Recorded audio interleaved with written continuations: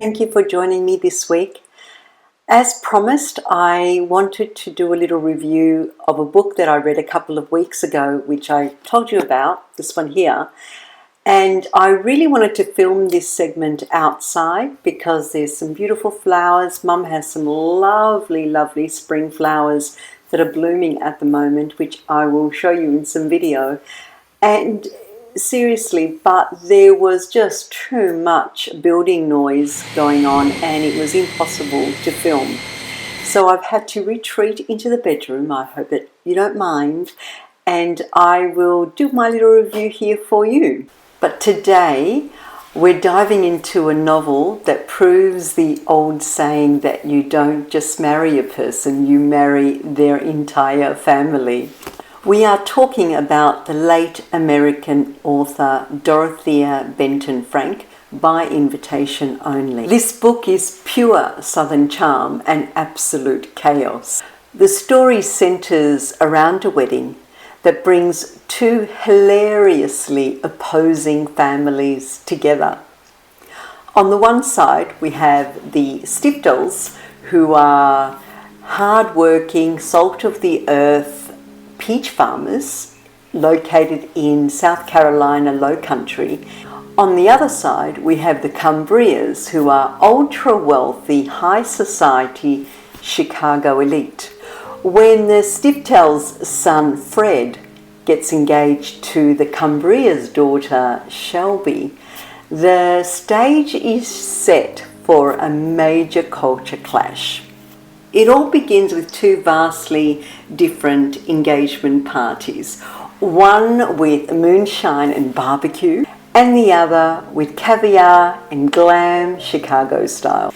So the two mothers of the story are the main characters in this book. So we've got Diane Stiftel and Susan Cumbria. I do hope I'm pronouncing that correctly.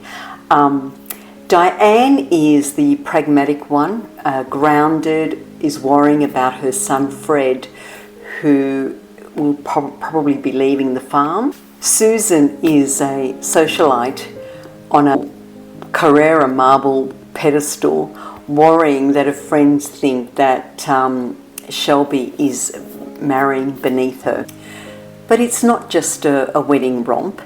When a crisis hits, it really forces the families to evaluate what truly constitutes a notion of have versus have not.